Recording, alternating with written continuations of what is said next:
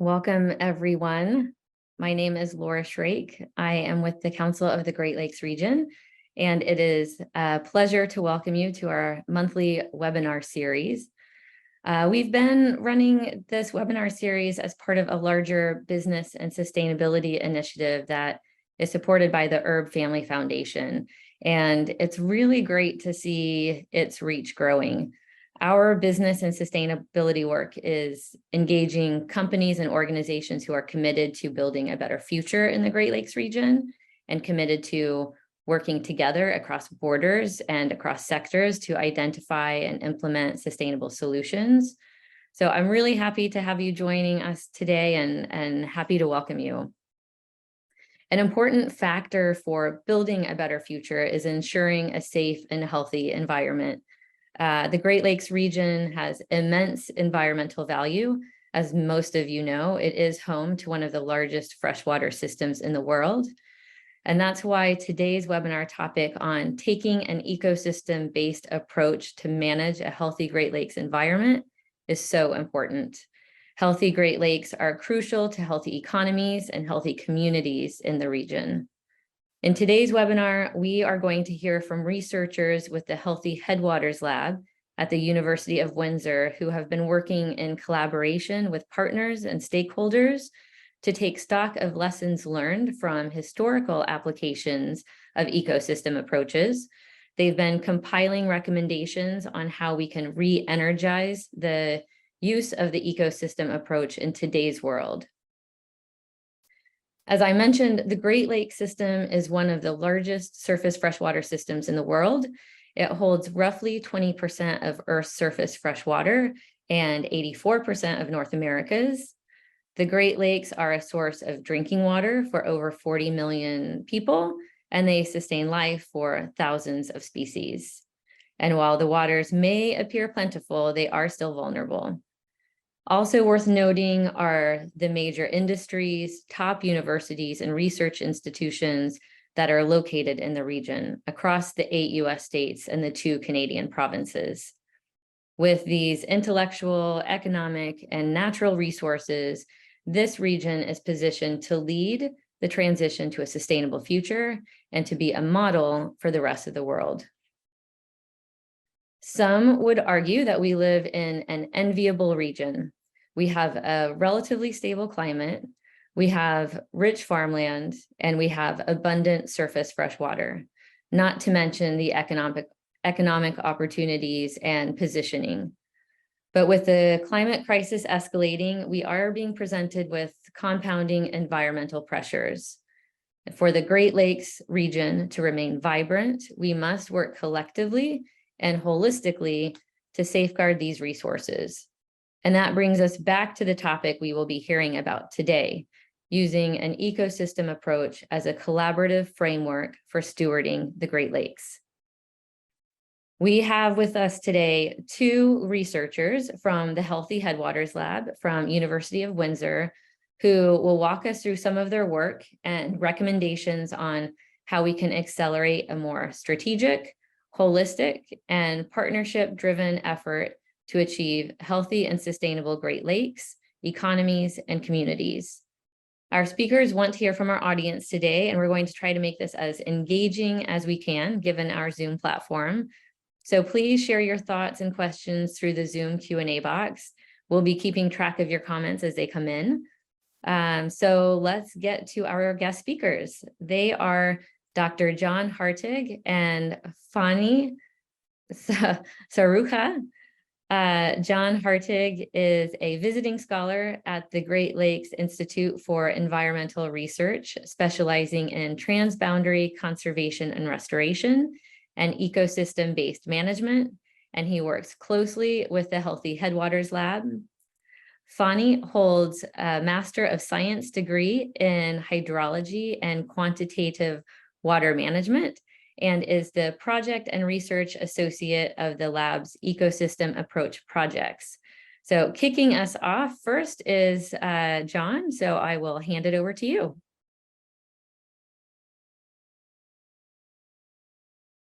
Well, good afternoon, everyone, and thank you for joining us for this discussion we're really excited to be thinking about how we can better use an ecosystem approach in management, and how can we re-energize the ecosystem approach in the 21st century. Last year, 2022, was the 50th anniversary of the Canada-US Great Lakes Water Quality Agreement and the 50th anniversary of the Clean Water Act in the United States.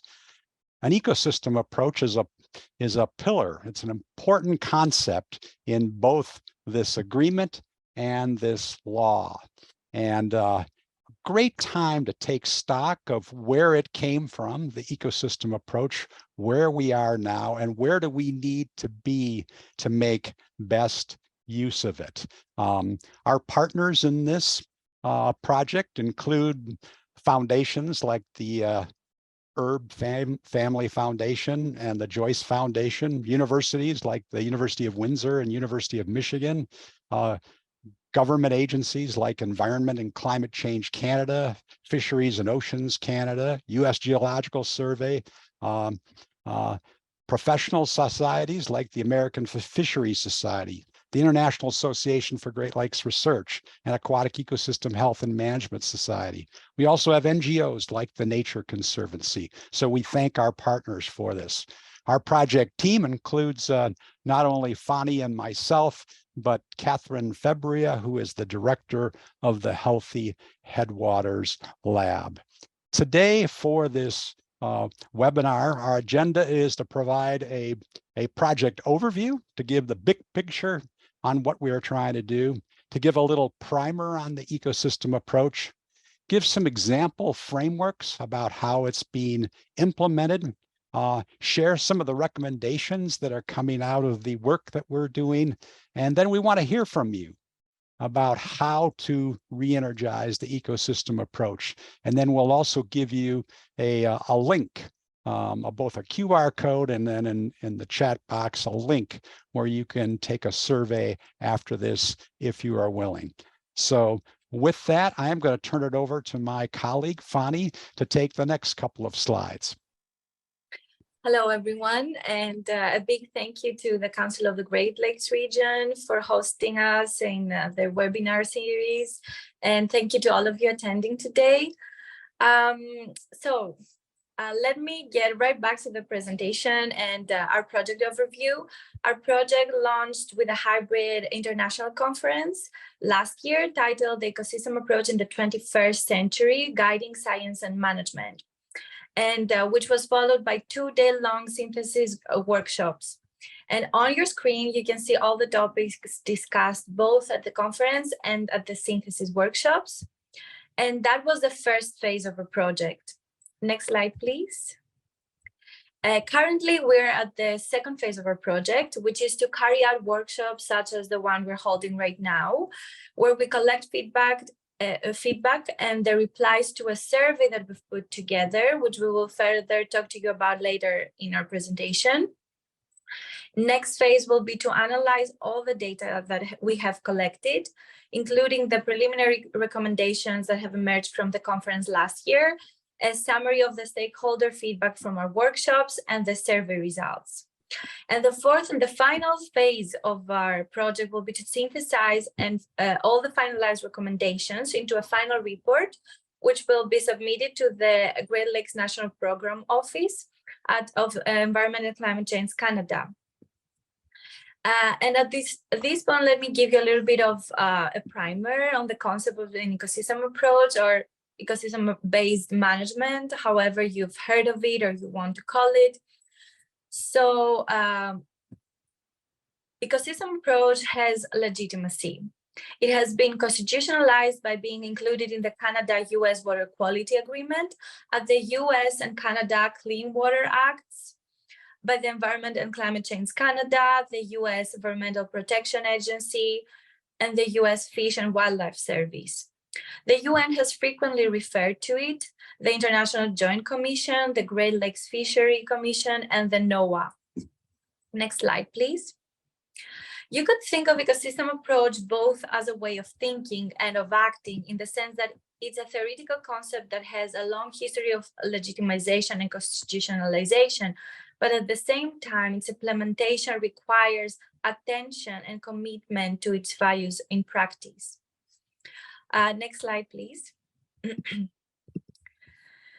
The ecosystem approach, if we're about to talk about its definition, accounts to all the interrelationships between air, land, and water, and all living beings, including humans. Its name as ecosystem approach to natural resource problems and management refers to that point exactly, that it doesn't include only the ecological systems or only the human systems, like other environmental or anthropocentric approaches to problem solving, but it merges all of them. And when it comes to decision making, it includes all the user groups of the system in comprehensive management and collaborative governance dynamics. Specifically, the Convention on Biological Diversity has defined it as a strategy for integrated management of land, water, and living resources that promotes conservation and sustainable use in an equitable way. Next slide, please. A way to think of an ecosystem approach rather than an environmental approach is to parallelize it to the difference between a house and a home. Environment is a detached concept for us humans. It doesn't concern us, it doesn't include us. And it's like a house, if we can think of it like a house when we look at it from an external perspective, while an ecosystem that we're a part of is something that we can relate to. It's something we care about, and its protection concerns us. Next slide, please. So the distinctive value of and benefit of an ecosystem approach is that it recognizes humans as an integral part of an ecosystem. It involves all stakeholders or user groups. It acknowledges the interconnectedness between the compartments of a system. It pursues sustainability, and the continuation of conservation and ecosystemic balance after the completion of projects or funding. And last but not least, it speaks to the uniqueness of each space, each ecosystem, each community by adjusting management practices and processes into a space specific lens. Next slide, please. As for an ecosystem approach as a way of acting, it is important to demonstrate commitment and clear intentions to the important elements of an ecosystem approach, such as inclusiveness to all user groups in management, which may mean multi-stakeholder roundtables, which is what has successfully been implemented so far here in the Great Lakes. And John will talk to you about that. So now I'm passing the floor back to him. Thank you, Fani. In the Great Lakes, we have the areas of concern, these 43 pollution hotspots.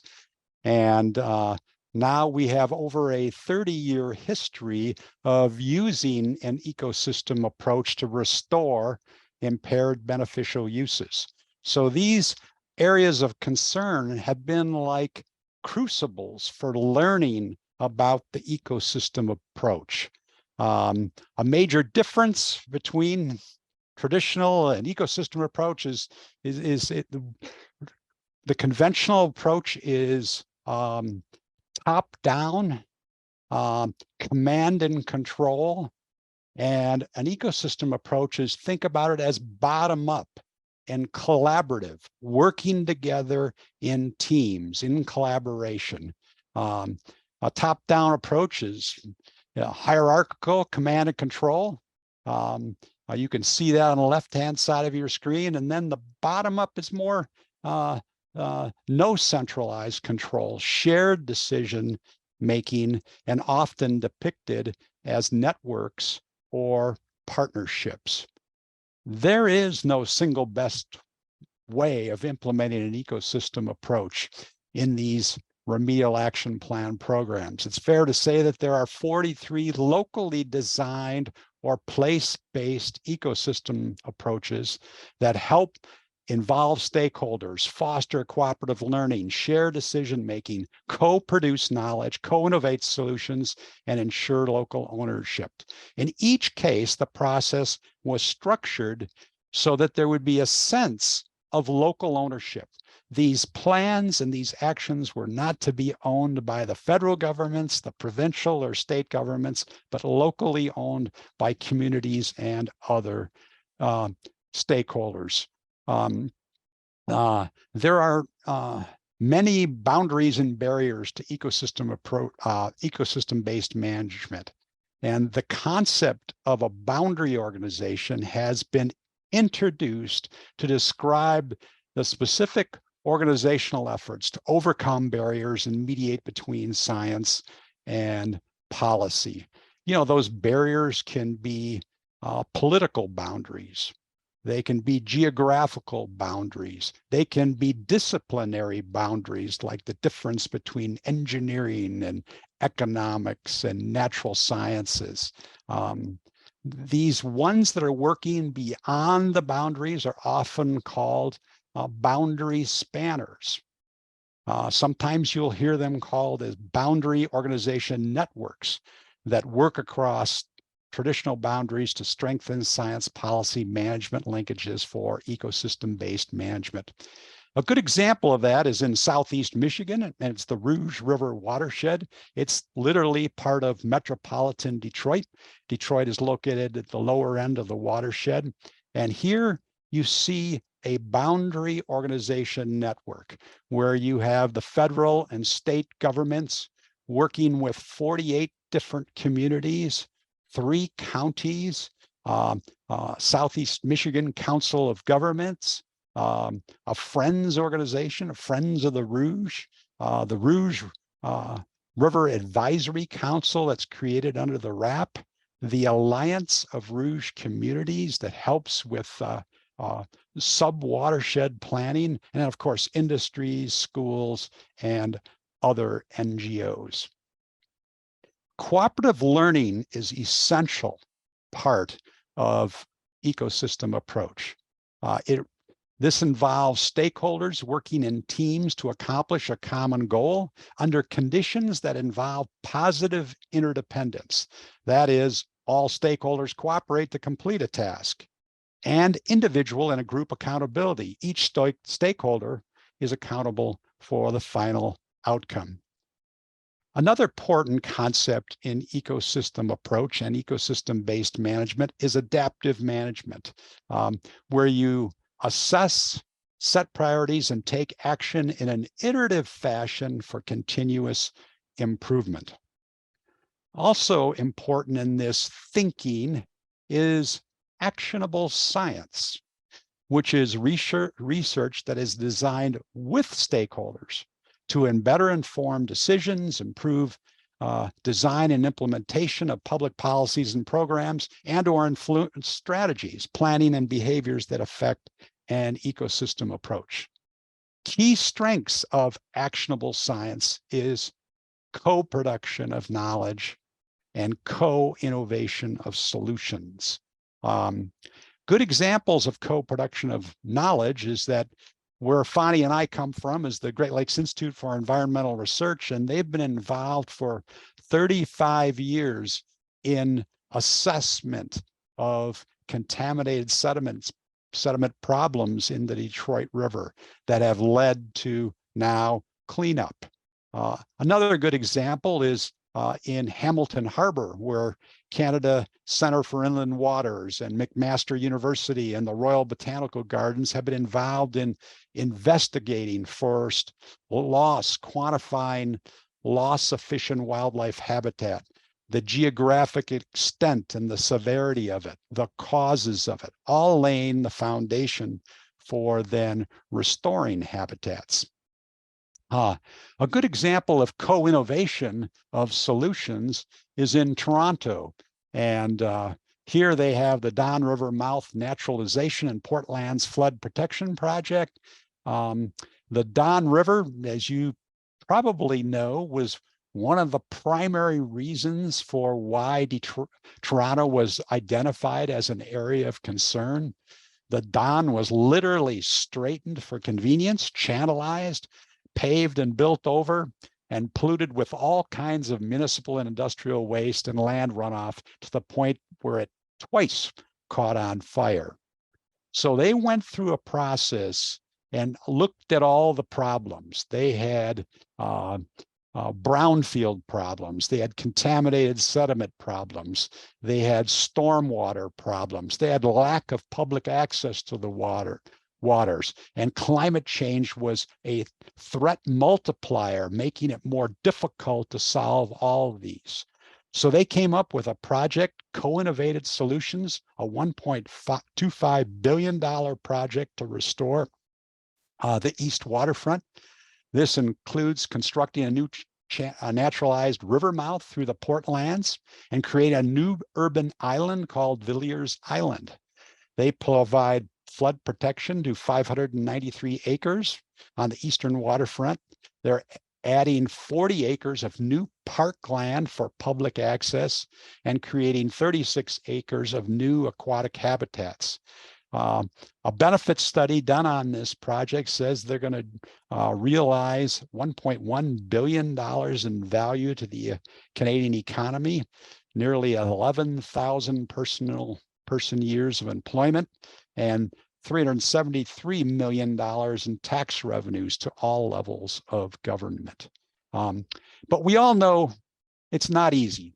There are difficulties, there are challenges, there are limitations to using an ecosystem approach. First of all, the ecosystem approach is hard work and it is time consuming. Think of the transactional costs, the number of meetings to buy stakeholders in, to reach agreement and to move forward together. Some people say it's a loose collection of ideas and it could benefit from a framework. We'll talk about that a little later. There's a diversity of terminology. It often fails to be predicted.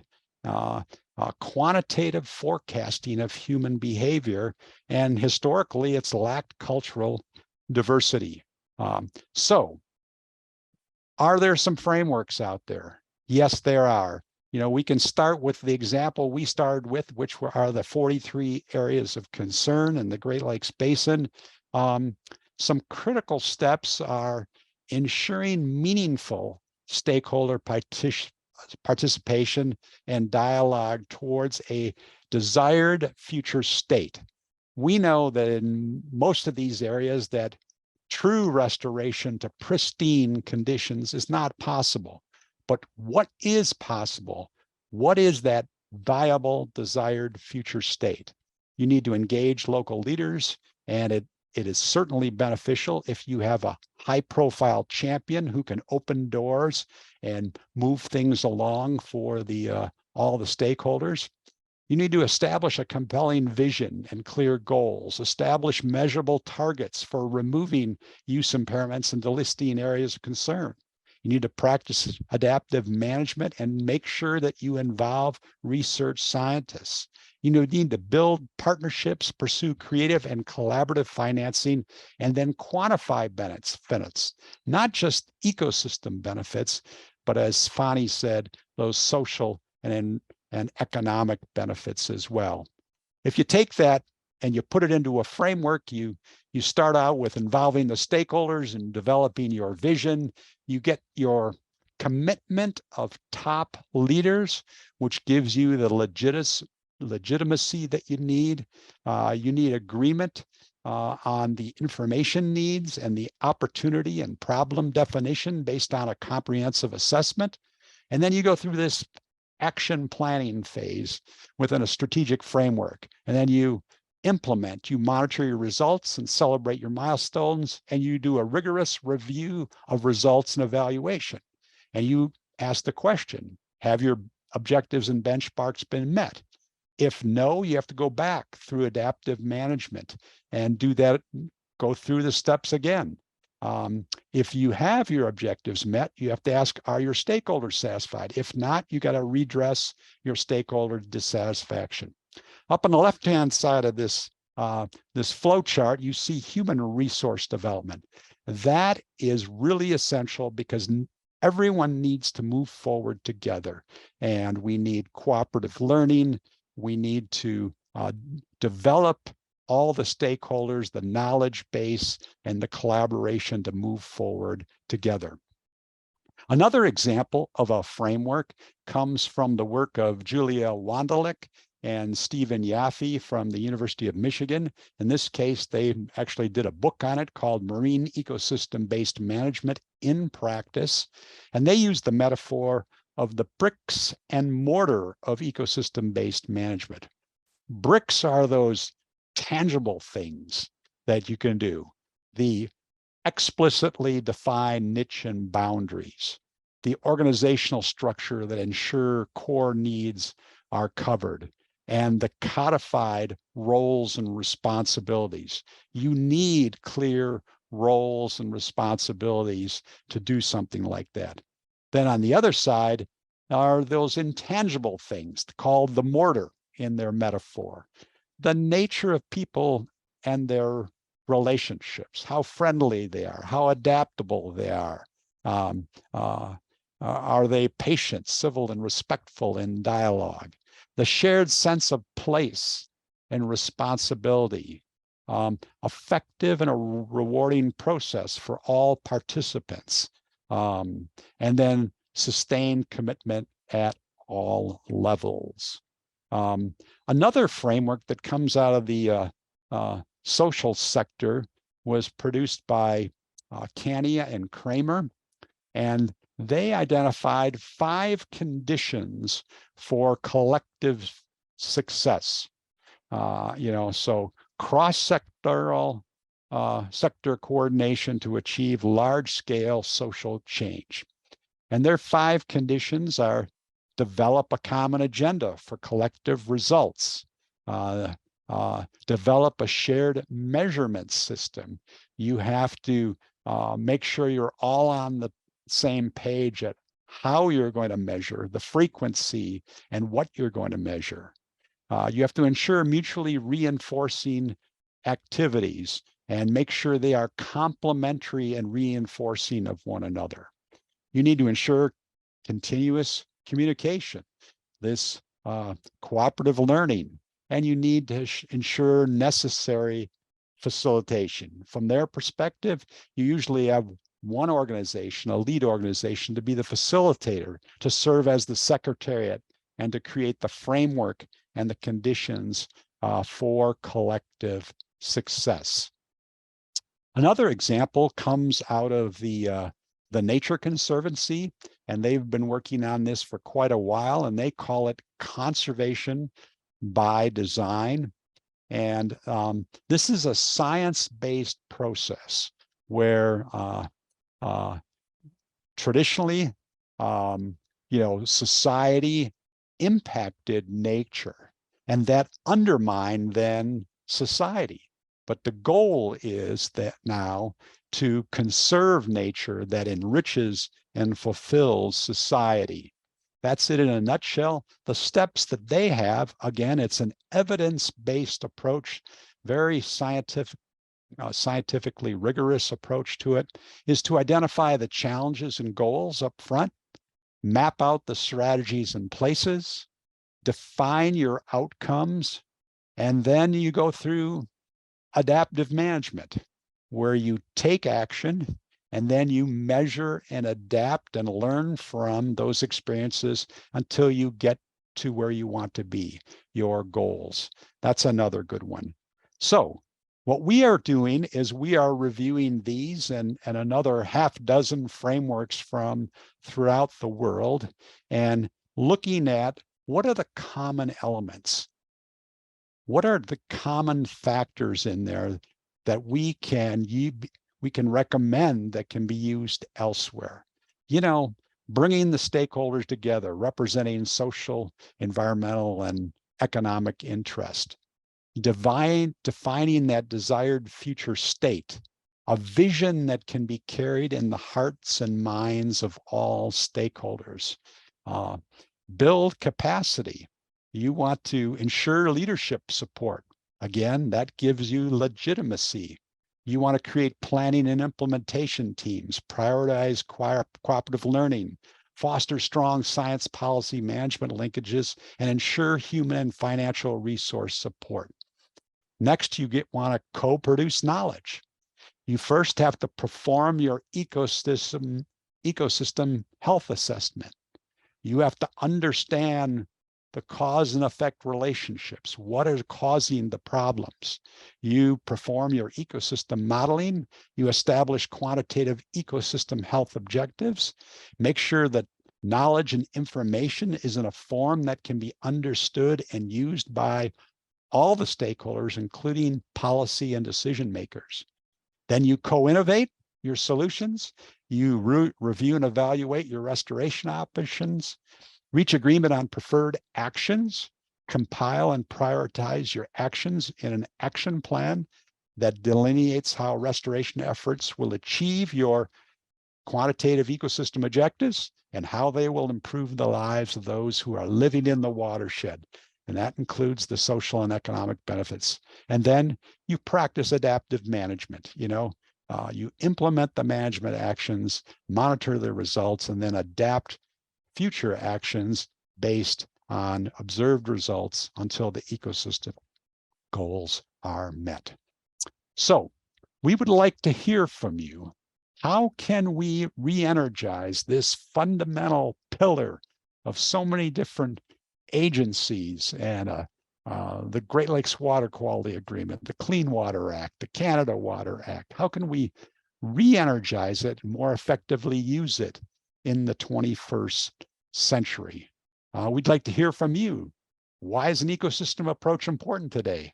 And is it relevant to you in your work? If it is relevant, in what ways is it relevant? Some of the recommendations that are coming out, we're going to just share a few with you. Try to encourage you to give some feedback to us. We must advocate for actionable science that is designed in collaboration with stakeholders to better inform ecosystem-based management. Another one, draft recommendation, governments and basin-wide organizations like the International Joint Commission, the Great Lakes Fishery Commission, the Council of Great Lakes Region, and NGOs like Healing Our Water should train facilitators to help incorporate place-based ecosystem approaches in watersheds throughout the basin. The International Joint Commission, the Great Lakes Fishery Commission, and professional societies like the International Association for Great Lakes Research, the Aquatic Ecosystem Health and Management Society, American Fisheries Society, and others should collaborate to establish a community of practice around the ecosystem approach. And this community of practice should not just include academics and researchers from institutes, but key is to have practitioners doing the on-the-ground work in and throughout the Great Lakes. Comprehensive assessments of ecosystem health should be undertaken in the watersheds through partnerships to practice adaptive management. These assessments should include both status and trends of ecosystem health and how any improvements in ecosystem health have improved the lives of people living in the ecosystem. Where Fonnie and I come from, along the Detroit River, we have the State of the Strait Conference. Detroit is the Strait, and every 2 years we have a State of the Strait Conference, and we look at ecosystem health and how to improve ecosystem-based management, and periodically do these comprehensive assessments of health. We need to encourage watershed councils, conservation authorities, sea grant programs, NGOs like Sierra Club and Pollution Probe, and others to incorporate the ecosystem approach into their education and outreach programs. Another recommendation, we need to improve the collection, analysis, and dissemination of economic data on the Great Lakes blue economy and form a clearinghouse of information to support the blue economy. So many projects today need that economic side of the equation, both social benefits and economic benefits, and we need to clearly strengthen that. So we would like to hear from you. What recommendations would you like to see for re-energizing the ecosystem approach in the 21st century? Fani and I mentioned that we have a survey that you can take at the end. You can take a screenshot of this QR code, and Fani is going to drop now a link to the survey into the chat box as well. And there's an easy way for you to stay connected with us. We have our website under the Healthy Headwaters Lab, and there's a ecosystem approach at uwindsor.ca email as well. As Fani said, we are going to be bringing all these recommendations together, this thinking on frameworks to practically, at a practical level, implement the ecosystem approach. We're going to be giving some exemplars of ecosystem approach throughout not only North America, but the world. And all of that will come together in a final report that will come out in April of 2024. So with that, we will be happy to answer some questions, and we would love to get some feedback from you as well. So I will turn it back over to Laura for the discussion portion. Great. Thank you, John and Fani. That was really interesting. I know I have some questions, but I'm going to give the stage to our audience first, because we've had a number of questions and comments come in. I haven't looked at them fully yet, but I'm just going to go ahead and start from the top. And the first one that came in actually early in during your presentation was from Gloria. And she was asking about how land use planning can impact the health of our Great Lakes, and both the pros and the cons of that impact. Yes, land use, both in urban areas and in agricultural areas can have a huge impact on what we're talking about. And I'll give you one example of the Rouge River watershed, where we showed that boundary organization network that has 23% impervious surface. So water runs off its rooftops, its parking lots, all the impervious surface. Ecologists talk about it, that should be 10% or less. And as new transportation corridors are being built, we have more and more subdivision, and that's actually undermining what the Rouge wants to do, which is to have a healthy Rouge River and restore all their uses.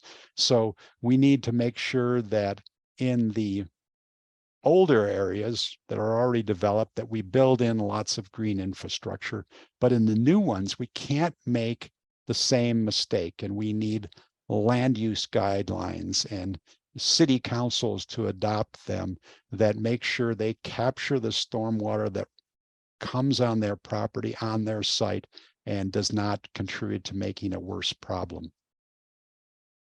Yeah, that's a good point. And I guess that also shows the importance of communication and learning from the past, so that we're not repeating some of those same mistakes, and that they are getting that knowledge is getting input into decision making and policies and legislation around our planning. So the land use planners, and we talk about this, everyone talks about silos. You've got the water quality folks, you got the fisheries folks, you got the wildlife folks, you've got land use planners, you got the recreation folks. And there's some advantages to having silos. Their mission is narrow and they get things done. But one thing we can really improve upon is the communication among the silos. What are those opportunities to make sure the land use planners are understanding what decisions they're making, how they're impacting the water quality of places like the Rouge? And it's true in all the urban areas as well. And you can also talk about this from an agricultural perspective as well. How do we, agricultural non-point source pollution is huge, and you can look at the Maumee as an example of that as well. Great, thanks, John. Another question that came in is, what are the tangible things going on between the US and Canada now on this approach? And what ways can people looking today contribute to the work of cleaner water?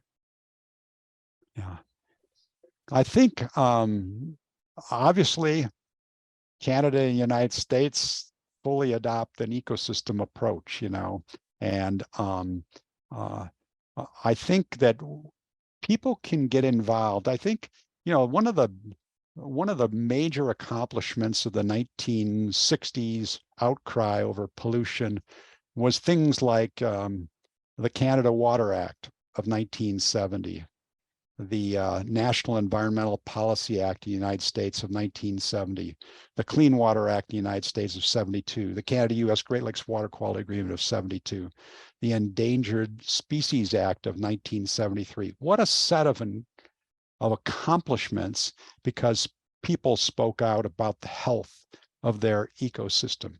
Today, if we looked at one of the accomplishments today are the creation of all these non-governmental organizations. So I would say, get involved in one in your backyard, get involved in building in green infrastructure, in supporting cleanups of your river, of advocating for appropriate policies, and to make sure we don't create new problems in the future.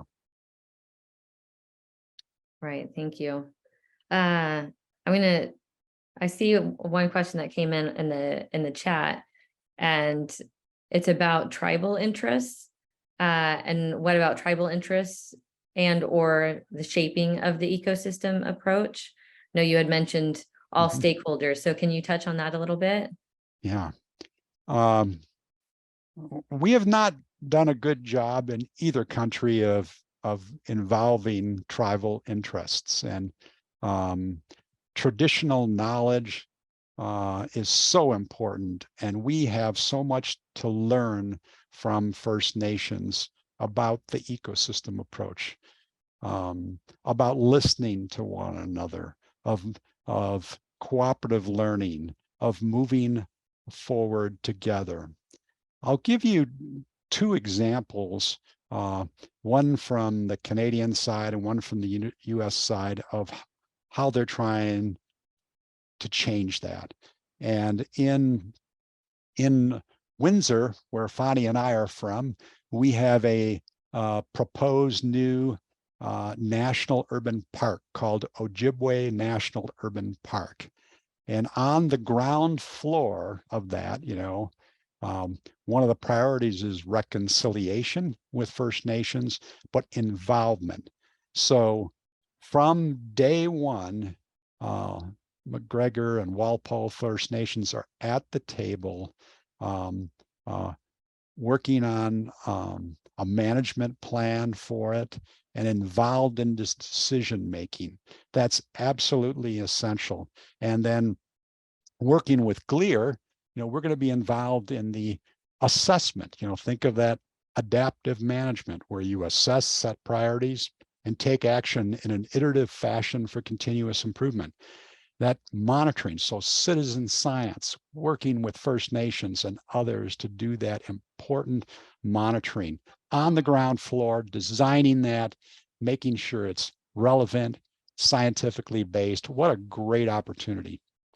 Another example comes from the US side, and that was early on. We had a vision to create an international wildlife refuge. And at first, we said, should it be on one side? And no, let's make it on both sides. And so we reached out to the Wyandot of Anderdon Nation from day one. So from the earliest points in time of advocating for an international wildlife refuge, from saving the last mile of natural shoreline on the US mainland of the Detroit River called Humbug Marsh, to cleaning up and restoring an industrial brownfield adjacent to Humbug Marsh called the Refuge Gateway, and putting a visitor center on it and opening it for all to benefit. Walking in that journey, every step of the way, has been the Wyandot of Anderdan Nation. And so there's some examples. And now we're working with them. They've recently purchased a Native American burial ground, an ossuary called 6 Points. And that's going to be on the local Greenway Trail that'll be connected to the refuge and to other points of interest in Southeast Michigan. So a great example of getting involved upfront, meaningful involvement, being good listeners, learning together to move forward together. Those are great examples. And yeah, definitely moving forward with everyone together. There's another question around sort of stakeholder involvement. So I'm going to jump to this one because it's asking about opportunities for enterprises or companies. So the question is, are there opportunities for enterprises to be more involved, like sponsoring events, research, to have a visible role? The person is thinking of shipping, ESG consulting, manufacturing type businesses. So any companies that support or sympathize with the cause. And I'm quite interested in this one because we have our business and sustainability network and obviously recognize the role of businesses in achieving sustainability goals in the region. So definitely curious to hear your answer on this one. Yes, there are definite opportunities for businesses and companies to get involved. I'll give you 2 examples of this as well. In the International Wildlife Refuge, we created as a new paradigm, cooperative conservation, moving forward together, ecosystem approach. And we wanted to do it, walk the talk of public-private partnerships.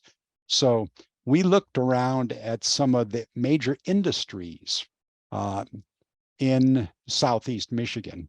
And first one that popped up was DTE Energy, that owned lots of utilities, power plants. And the amount of land they needed to produce energy was relatively small compared to what they owned. And most of these power plants were on the Detroit River, Western Lake Erie, St. Clair River, Lake St. Clair. And so we said, what would happen if we could form some kind of a cooperative management agreement with you, where we would come in and help you better manage your coastal wetlands, your prairie habitat, whatever, on private company property. So we would bring in some knowledge and expertise. They would put some resources into it and it would be better. And that's exactly what we did. 656 acres at the Fermi power plant was early on. Ford Motor Company saw that. They came in and donated Ford Marsh, a 240-acre coastal marsh on Western Lake Erie. Just a number of examples like that. Another example is the work of the Detroit Riverfront Conservancy. And, as the cleanup proceeded for the Detroit River, the Detroit Riverfront Conservancy wanted to improve public access, to create a river walk that went from Belle Isle, the 982-acre island park in the Detroit River, all the way to the Ambassador Bridge to Canada. And historically, that was nothing but dilapidated buildings and abandoned buildings, material storage piles, 3 sets of cement silos, and surface parking lots. Today, you go there and you will see the most diverse place in all of Michigan, and 3.5 million people come visit the Riverwalk each year. And how that was done was bringing all the stakeholders together, co-producing knowledge, co-innovating solutions, and leading the charge was General Motors. So General Motors gave its vice president at the time was Matt Cullen, who came in to be the champion, to be that person who would bring people together, attract people to work on a common vision that could open up some doors for funding. And GM has turned the Renaissance Center around. Historically, the Renaissance Center, which was world headquarters for General Motors, faced inland and away from the Detroit River and on Jefferson Avenue. They turned it around and made a 5-story glass atrium on the Detroit River called the Winter Garden to make a new front porch. And that's part of the Riverwalk. So great examples of corporations getting involved. There's also many smaller examples where corporations will can contribute small dollars and staff time. Many of them have offer up so many days per year for their workers to come out and do things. And not only could they clean up a shoreline, but they could remove invasive species. They could help restore habitats, riparian and coastal habitats as well. So those are a few examples. Yeah, those are great examples, and I guess it shows that it doesn't have to be government or local nonprofits that are the champions, but businesses can also be champions to the approach. Yeah. Laura, yeah, it's that magic, a few words in there, creating the framework and conditions for private sector involvement. You can't just dictate it, right? It can't be on your terms or my terms. How do you do that? But when done well, it can be amazing. Well, that leads us to our next question, which is, what are the biggest threats and opportunities for the ecosystem approach? So I guess that this approach will address and leverage or resolve. Well, I think that climate change is the most pressing environmental challenge of our time. And as scientists, we talk about climate change as a threat multiplier. It makes urban non-point source runoff more significant, more difficult to solve because of this increasing intensity and frequency of storms. The same thing for addressing agricultural non-point source runoff. Same thing with habitat and shoreline habitat. And so clearly there's much to be learned from the ecosystem approach in helping solve, not solve it all by itself, but bringing the stakeholders together, co-producing knowledge, co-innovating solutions, and practicing adaptive management for climate change. Great, thanks, John. I think we have time probably for a couple more questions. So I'm going to ask you one that was put forward by Hannah. And she says, I am working on a project on integrated river management, which feels like a complement to the ecosystem approach. As we talk about boundary organizations or boundary organization networks, she's curious how these lend to working outside of predetermined boundaries like city, county, state lines that divide rivers, and what levers they create to allow holistically managed river systems. Yeah.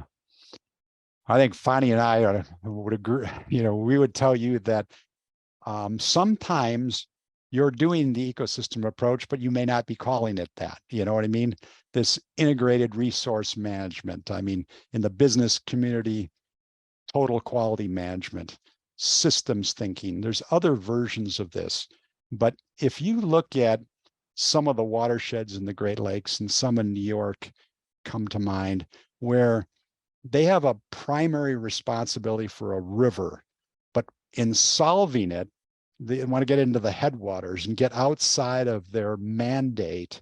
And so they form these partnerships with other organizations, and then they periodically meet with them to make sure you're on the same page, that is one entity doing something that's going to undermine the other entity. And opening those doors of communication is really important.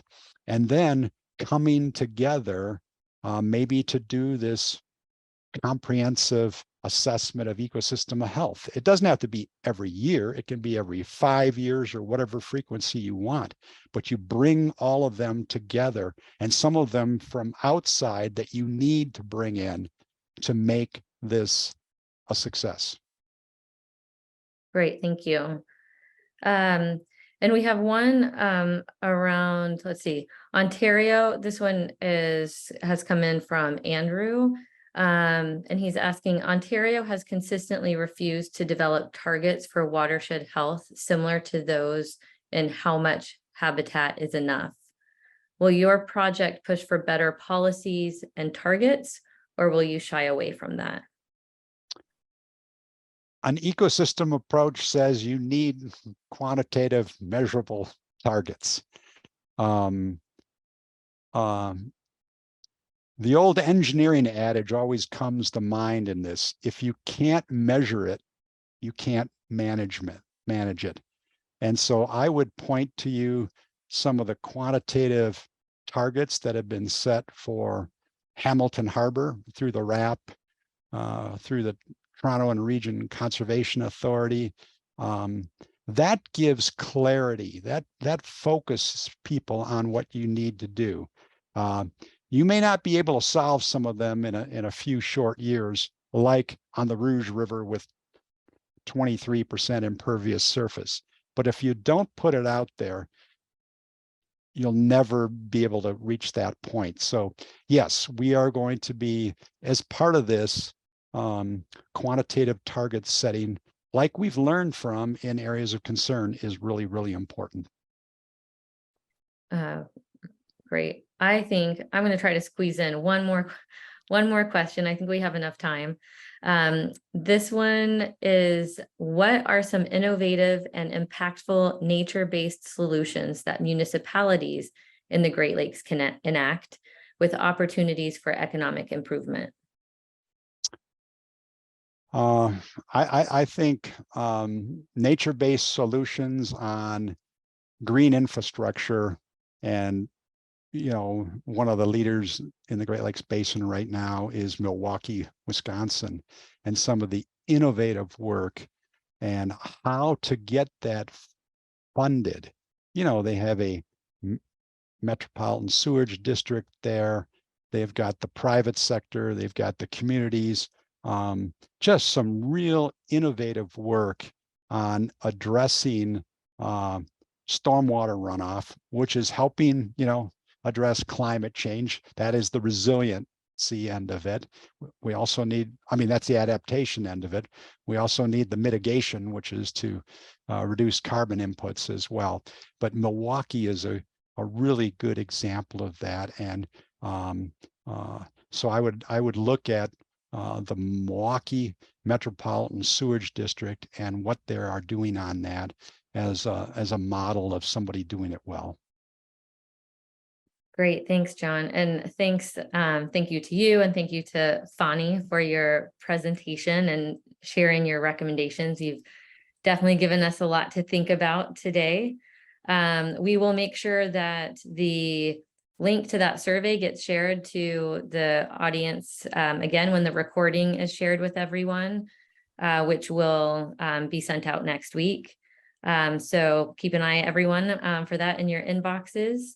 And yeah, so that concludes today's webinars. Thanks everyone for joining, and we'll see you hopefully at the next webinar, which is on June 29th. Have a great day.